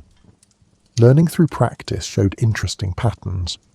When people first attempted an unfamiliar task, they needed to think through each step deliberately. With repetition, the task became smoother and required less conscious attention. Eventually, it could be performed almost automatically. Researchers traced this progression carefully. They had volunteers practice simple activities like tapping patterns or solving basic problems, measuring speed and accuracy across many sessions. The improvement curves were consistent. Quick gains at first, then gradual refinement, eventually reaching a plateau where further practice produced little change. This suggested that learning involved forming habits, stable patterns of action that required minimal thought once established. Habits freed attention for other things. An experienced piano player could focus on expression while fingers found notes automatically. A skilled reader could attend to meaning while recognizing words without conscious effort. The role of mistakes in learning was noticed early. When people made errors during practice, they often corrected themselves on subsequent attempts. This self-correction seemed important for improvement. Simply repeating actions without noticing and adjusting mistakes didn't lead to better performance. Feedback proved essential for learning. When people received clear information about whether their responses were correct, they improved faster than when practicing without feedback. This applied to both simple motor tasks and more complex problem solving. Researchers also studied how people grouped information to make it easier to remember. Instead of memorizing 15 random numbers, someone might notice patterns or break the sequence into smaller chunks. This organizational strategy helped memory even though the amount of information remained the same. The capacity to organize information seemed to distinguish expert from novice performance. Experts didn't necessarily have better raw memory. They organized information more efficiently, recognizing patterns and chunking details into meaningful units. This reduced the memory load and made information easier to retrieve. Context affected everything. People remembered information better when tested in the same environment where they learned it. They performed tasks more successfully when conditions matched their practice sessions. This suggested that memory wasn't just about storing information, but about connecting it to circumstances and surroundings. Physical state during learning also mattered. Being tired or uncomfortable during study made later recall more difficult. Being alert and comfortable helped. The body's condition influenced the mind's function in ways that were obvious, but not yet understood. Researchers noted individual differences throughout these studies. Some people had naturally better memory. Others learned motor skills more quickly. Still others showed superior attention or faster perception. These variations were documented but not easily explained. The question of whether practice could overcome natural differences remained uncertain. Some evidence suggested that extensive practice could bring almost anyone to high levels of performance. Other evidence suggested limits that practice couldn't fully overcome. The interaction between talent and training remained complex. Fatigue effects appeared repeatedly in studies. Performance declined after extended periods of work. Errors became more common. Reaction times slowed. Rest restored abilities, sometimes even improving them beyond pre-fatigue levels, as if the break allowed consolidation of learning. This made long experimental sessions impractical. After an hour or two, participants showed clear signs of tiredness. Continuing produced unreliable data. It's better to stop, rest, and resume the next day than to push through declining performance. The accumulated findings from memory, perception, and learning studies created a picture of minds as active, limited, and shaped by experience. People didn't passively receive information but actively processed it, filtered by attention, organized by prior knowledge, and stored in forms that made later retrieval possible but not guaranteed. These findings were modest but genuine. They described real regularities in how minds worked. They could be replicated in different laboratories by different researchers. They formed a foundation of reliable knowledge, even though much about underlying mechanisms remained unknown. As daylight faded, early psychologists often turned from active research to quieter work. Evenings were for reviewing the day's observations, organising notes, and writing up findings. This transition from doing to reflecting was built into the rhythm of scholarly life. Laboratories emptied as evening approached. Volunteers went home. Equipment was put away carefully, cleaned, and prepared for the next day. Researchers gathered their notebooks and returned to offices or personal studies to continue work in a different mode. Writing was done by hand, sometimes by lamplight or gaslight, before electric lighting became common. The physical act of writing was slow, requiring thought about each sentence before committing it to paper. Revisions meant recopying entire pages. This enforced deliberation matched the careful nature of the research itself. Notes from experiments needed organisation. Raw observations had to be sorted, patterns identified, and preliminary interpretations considered. This work required concentration but was less mentally taxing than conducting experiments. It felt more contemplative, allowing researchers to see their findings from a slight distance. Many researchers kept detailed research journals separate from their experimental notes. These journals included thoughts about methodology, questions that arose during the day, ideas for future studies, and reflections on challenges encountered. They served as private spaces for working through uncertainty without the pressure of formal presentation. Writing for publication was a different task entirely. Articles needed clear structure and precise language. Findings had to be presented objectively, without overstating their significance. Methods required enough detail that others could replicate the work. This demanded clarity that was harder to achieve than the original research. The process usually began with an outline. Main findings would be identified, then organised into a logical sequence. Supporting evidence would be arranged. Connections to previous research would be noted. Only after this organisational work would actual writing begin. First drafts were often rough. Getting ideas onto paper mattered more than polish. Later revisions would refine language, clarify arguments, and correct errors. Multiple drafts were normal, each improving on the last through careful editing. Reading drafts aloud helped catch awkward phrasing and logical gaps. Hearing the words revealed problems that silent reading missed. Many researchers made this part of their revision process, speaking their writing to themselves in quiet rooms. Colleagues sometimes reviewed drafts before submission to journals. A trusted friend might read a paper and offer suggestions. This informal peer review helped strengthen arguments and catch oversights. It also provided emotional support, reassuring authors that their work had value. Researchers typically worked on several writing projects simultaneously. A paper describing a completed study might be in revision while another was being drafted, and a third was still just an outline with notes. This allowed them to shift between projects depending on energy and inspiration. Some days, writing flowed easily. Ideas connected naturally, arguments assembled themselves, and the right words appeared. Other days, every sentence required effort, and nothing seemed to come together properly. Researchers learned to accept this variation, working when writing came easily, and doing other tasks when it didn't. Evening writing sessions often included correspondence, letters to colleagues discussing research, responding to questions about published work, or simply maintaining professional friendships were common. These exchanges kept researchers connected to the broader community and provided informal feedback on developing ideas. The tone of letters was typically warm and personal. Researchers shared not just findings but also struggles, uncertainties, and questions. They offered encouragement and suggestions. They built relationships that went beyond purely professional interaction. Some researchers preferred dictating to assistants rather than writing directly. Speaking thoughts aloud sometimes made arguments clearer. Assistants would transcribe, then researchers would review and revise the written text. This collaboration was practical, but also shaped how ideas were expressed. Reading others' work was an essential evening activity. New journal issues arrived regularly, requiring review. Books from colleagues needed attention. Staying current with the field meant spending considerable time reading, considering others' methods and findings, and thinking about how they related to one's own research. This reading wasn't passive. Researchers took notes, wrote marginal comments, and sometimes drafted responses or critiques.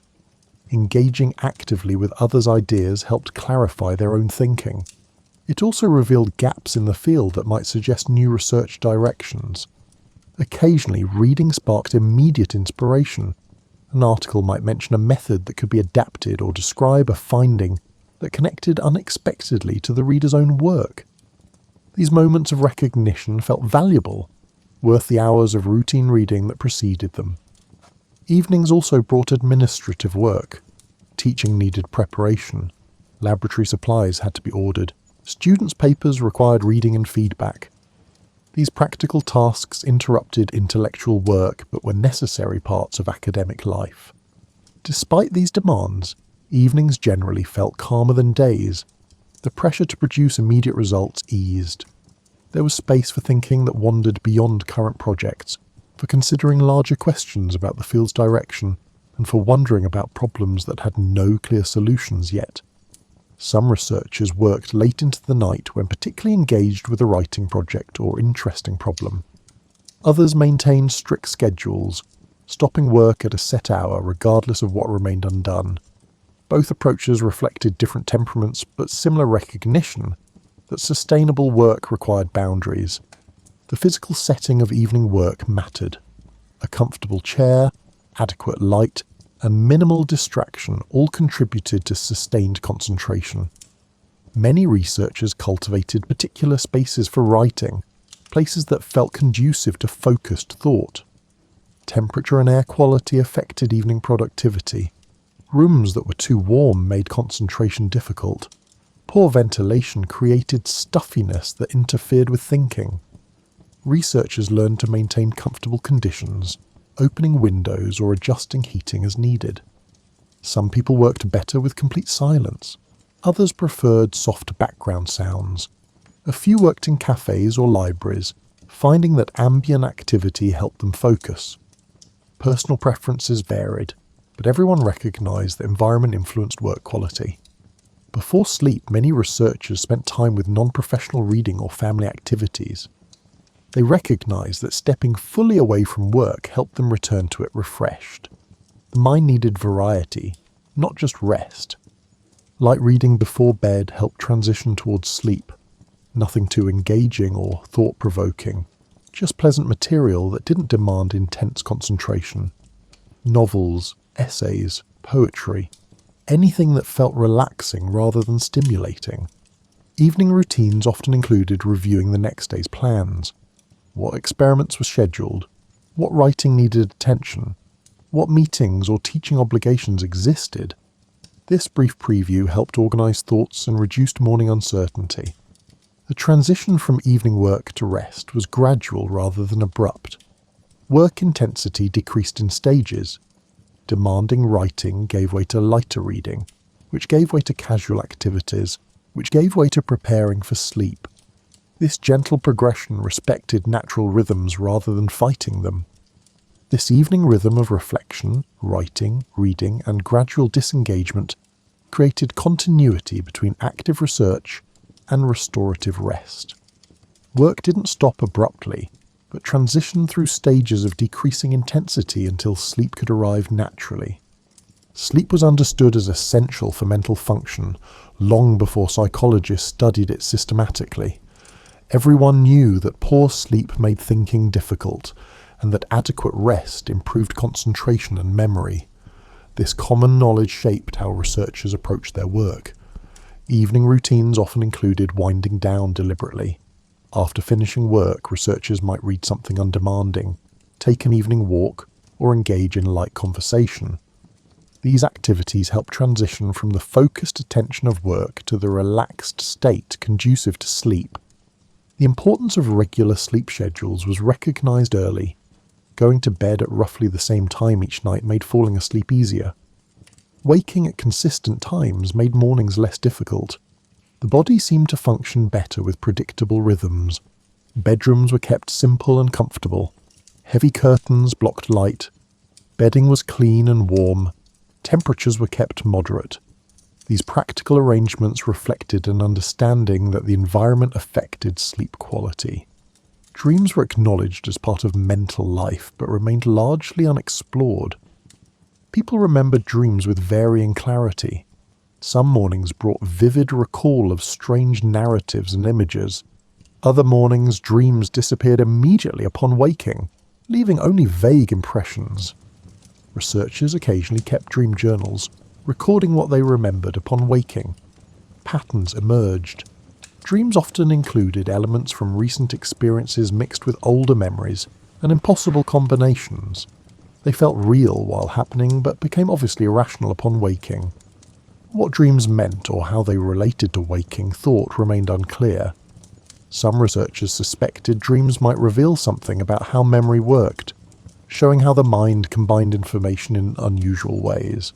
Others thought dreams might simply be random mental activity during sleep, meaningful only in their meaninglessness. The content of dreams varied enormously between individuals and across nights.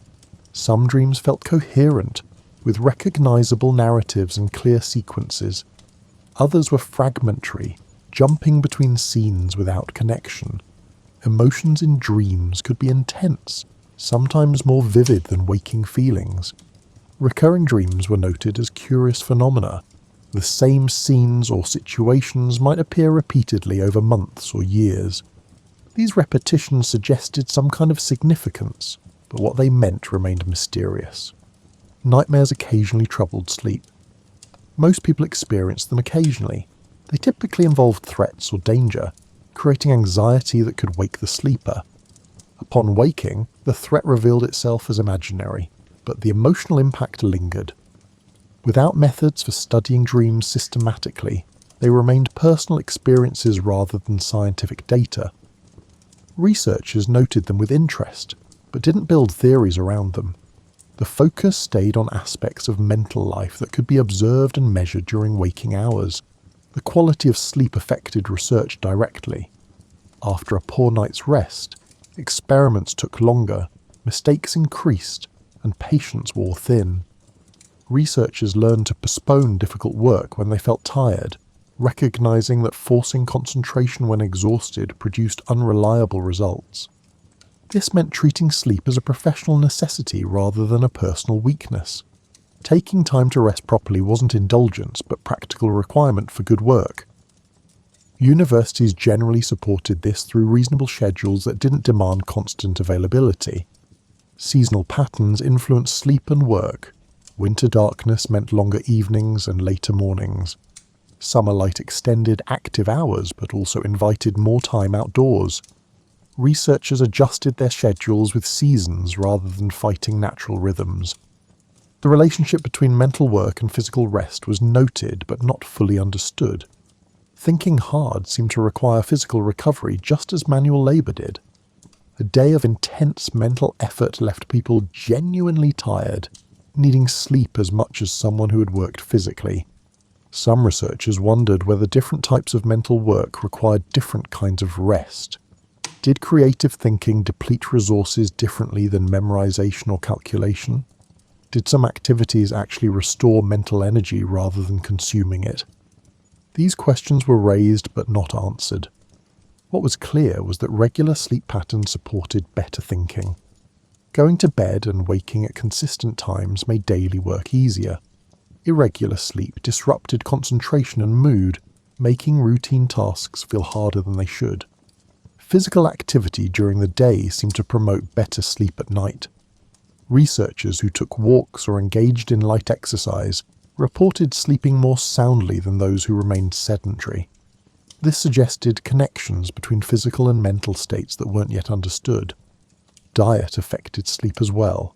Heavy meals late in the evening made rest uncomfortable. Stimulating drinks like coffee or tea interfered with falling asleep if consumed too close to bedtime. Moderation and timing mattered. Naps occasionally appeared in researchers' schedules. a brief afternoon rest could restore alertness for evening work. This wasn't seen as laziness, but as an efficient use of natural energy patterns. Some people felt renewed after 20 minutes of rest. Others needed longer, but the principle of midday recovery was widely accepted. The practice of napping varied by culture and individual preference. Some researchers found them essential, others never napped. Both groups recognised that what mattered was total rest quality over a full day and night, not adherence to any particular pattern. The transition to sleep was sometimes described in the research notes. People noticed the drift from waking thought to sleep's edge when ideas became less controlled and logic loosened.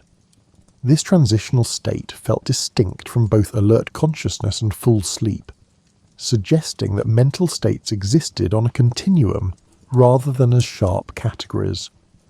Thoughts while falling asleep often had a dreamlike quality, more associative and less constrained than normal thinking. Images might appear spontaneously. Ideas might connect in unexpected ways. This state could occasionally yield insights that more focused thinking missed. Some researchers kept paper and pen beside their beds to capture late-night thoughts. An idea that seemed important while falling asleep might vanish by morning. Writing it down preserved it, though morning often revealed that the insight was less significant than it had seemed in the moment. Morning waking brought its own patterns. Some people woke alert immediately, others needed time for full consciousness to return. These differences seemed stable for each individual, another example of variation within general patterns. The first thoughts upon waking sometimes addressed problems that had been troubling the day before. The mind seemed to have worked on them during sleep, occasionally producing solutions or new perspectives. This wasn't guaranteed, but it happened often enough to be noticed and valued. The role of sleep in memory was suspected but not proven. Researchers noticed that material studied before sleep sometimes seemed clearer the next morning. This suggested sleep might help organise or strengthen memories, though the mechanisms remain unknown. Some evidence supported this. Information reviewed just before sleeping was often recalled better than information reviewed earlier in the day. Whether this reflected the absence of interference after sleep or some active consolidation process remained uncertain. Sleep deprivation experiments were rare during this period, as deliberately disrupting sleep seemed unethical and impractical. Researchers relied instead on natural variations, observing how performance changed after poor versus good sleep. The results were consistent. Sleep loss impaired everything: memory, attention, learning, mood, and physical coordination all suffered when people didn't sleep adequately. Recovery required time. A single good night didn't fully reverse the effects of several poor ones. These observations reinforced the practical importance of sleep. Researchers who wanted to do good work needed to sleep well. This seemed obvious, but it was worth remembering when pressures to work longer hours appeared. Overall, sleep was treated with respect as a fundamental requirement for mental health and intellectual work. It wasn't something to minimize or overcome, but something to honor as essential. This attitude shaped how research was conducted and how academic life was structured. Psychology as a formal field didn't emerge through sudden revelation. Instead, it developed through decades of patient accumulation, with each generation of researchers building modestly on what came before while remaining uncertain about fundamental questions. By the early 1900s, psychology had established itself in universities across Europe and America. Laboratories existed, journals published regularly, and students could pursue formal training. Yet the field still struggled with basic problems that had plagued it from the beginning. Introspection remained unreliable. Despite refinements in method and training, people's descriptions of their thoughts continued to vary in ways that couldn't be fully resolved.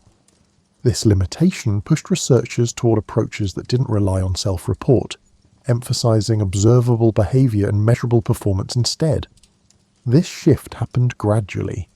No single researcher or moment created it. Different laboratories began emphasizing different aspects of mental life, some focusing on learning in animals, others on child development, and still others on perception and sensation. The field diversified as people sought areas where progress seemed more achievable. What united these varied approaches was commitment to observation and measurement. Even when studying something as internal as emotion or thought, researchers looked for external indicators. Behavior, physiological responses, performance on tasks, and anything that could be observed repeatedly and measured consistently became valuable. This emphasis on objectivity meant giving up some of the original ambition to understand conscious experience directly. You couldn't measure what it felt like to see red or remember your childhood.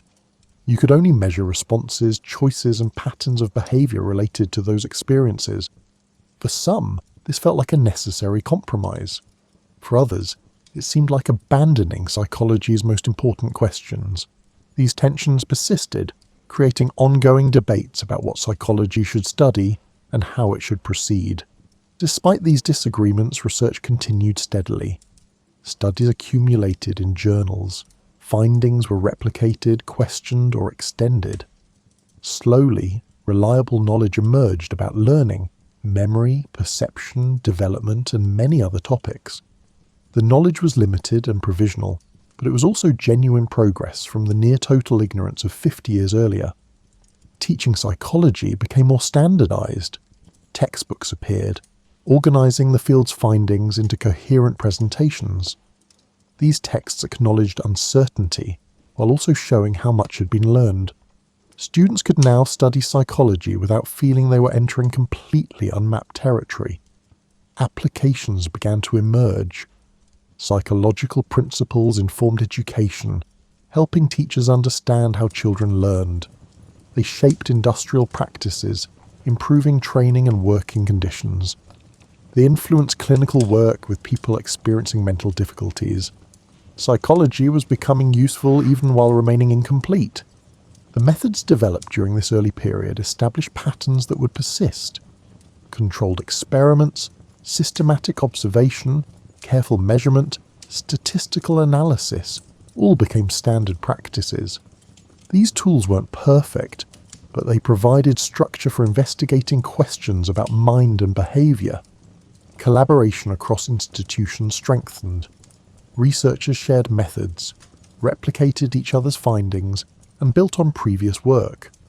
This collective enterprise made progress more reliable than isolated individual efforts could achieve. International cooperation continued despite political tensions. Scientific communication crossed national boundaries more easily than other forms of exchange.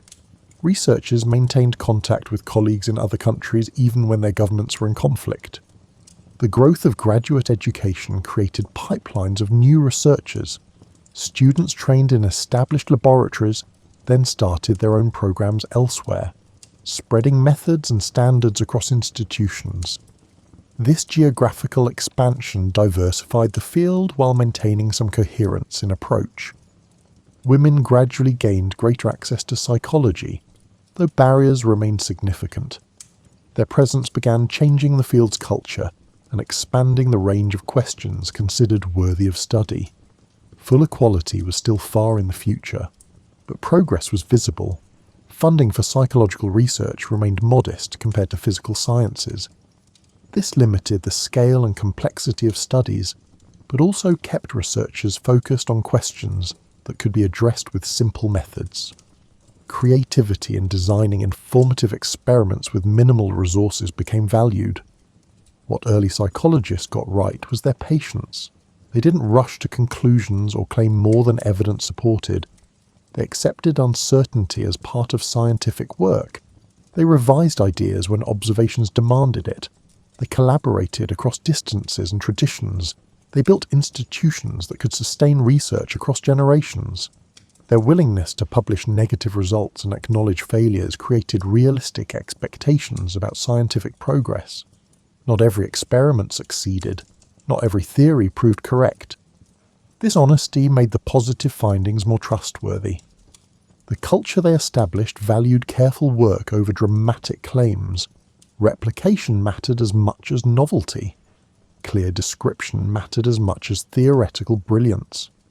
These priorities helped psychology develop solid foundations even if they didn't produce exciting headlines.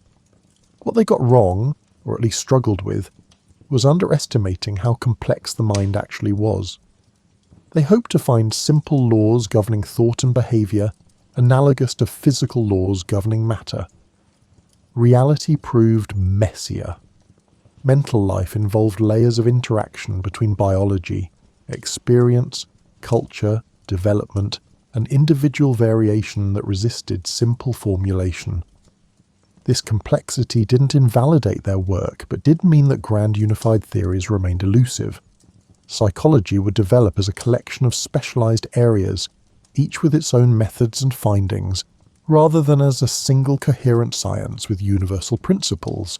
The assumption that findings from studies of university students in Western countries applied universally proved problematic. Culture shaped cognition in profound ways that early researchers barely recognized. Expanding psychology beyond its limited cultural origins would take many decades. Ethical concerns about research practices weren't always adequately addressed. Some studies caused discomfort or distress to participants. Animals used in research sometimes suffered unnecessarily. These issues would eventually lead to formal ethical guidelines, but early psychology proceeded with less oversight than would later seem acceptable. The relationship between psychology and social issues remained underdeveloped. While some researchers believed psychology should address practical problems, others preferred focusing on basic science. This tension between pure and applied research would continue throughout the field's history.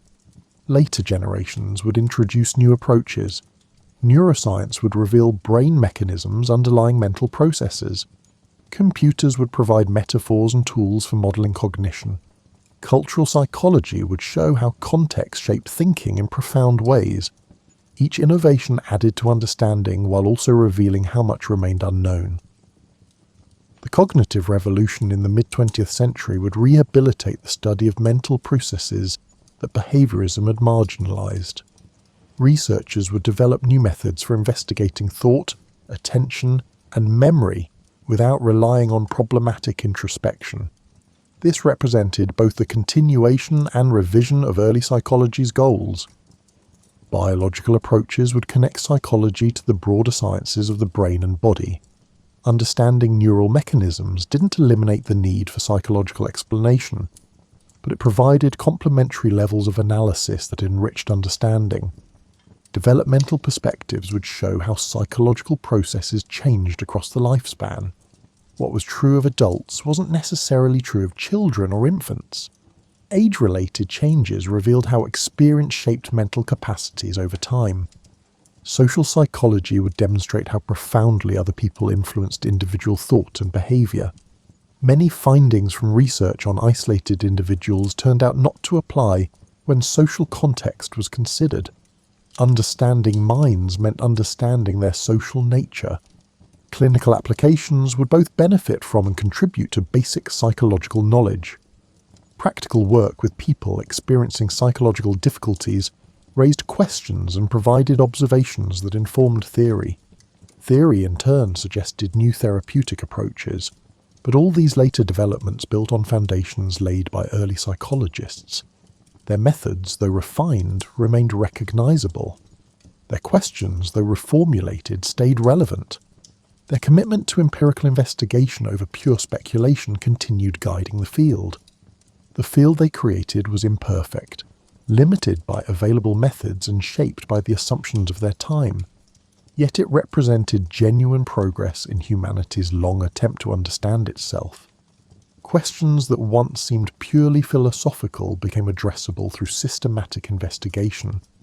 As you rest now, you can think of those early researchers working in quiet laboratories, writing careful notes, discussing ideas with colleagues, and accepting the slow pace of discovery. They understood that knowledge comes gradually through patient accumulation rather than dramatic breakthroughs. Their work continues in laboratories around the world today, still pursuing the same fundamental questions about how minds work, still using observation and measurement, still accepting uncertainty as part of the process. The methods have improved, the questions have become more refined, but the basic approach remains recognizable. Psychology almost failed not because the researchers lacked talent or dedication, but because the task was harder than anyone imagined. The mind's complexity exceeded early expectations. Methods proved more limited than hoped.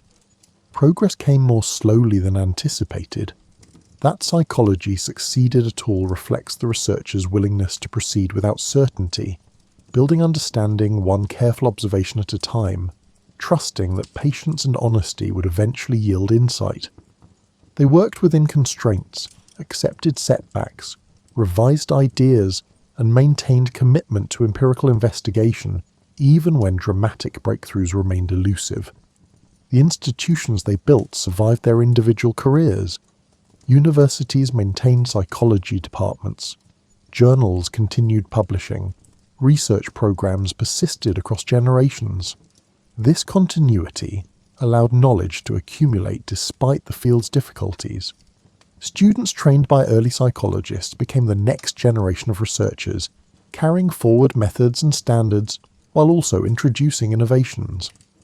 This transmission across generations created both stability and evolution, preserving what worked while adapting to new challenges. The community they formed provided mutual support and critical feedback. Researchers weren't isolated but connected through correspondence, conferences, and publications. This network helped sustain individual effort and maintain collective standards. Their legacy includes not just specific findings, but also approaches to studying the mind. The idea that mental processes could be investigated empirically, that careful observation and measurement could yield understanding, that patience and honesty mattered more than brilliance or creativity. These principles shaped psychology's development. The questions they raised often mattered more than the answers they found. How does attention work? What determines what we remember? How do we learn? Why do people differ? These questions guided decades of subsequent research, even when initial answers proved incomplete. Their humility about what could be known served psychology well. By acknowledging limits and uncertainties, they created realistic expectations. Progress didn't require solving all problems immediately, but merely advancing understanding incrementally. The rhythm they established, balancing active research with reflection and rest, recognized that intellectual work required the whole person. Sustainable productivity came from respecting natural limits, building in recovery time, and trusting that answers would emerge through patient engagement rather than forced effort. So sleep now, knowing that even the most complex questions can yield to gentle, persistent inquiry, that understanding develops through rest as much as effort, and that the slow accumulation of careful thought creates lasting knowledge that serves generations to come. The first psychologists worked within uncertainty, making room for what they didn't know, and in that patient space of not knowing, they began to understand.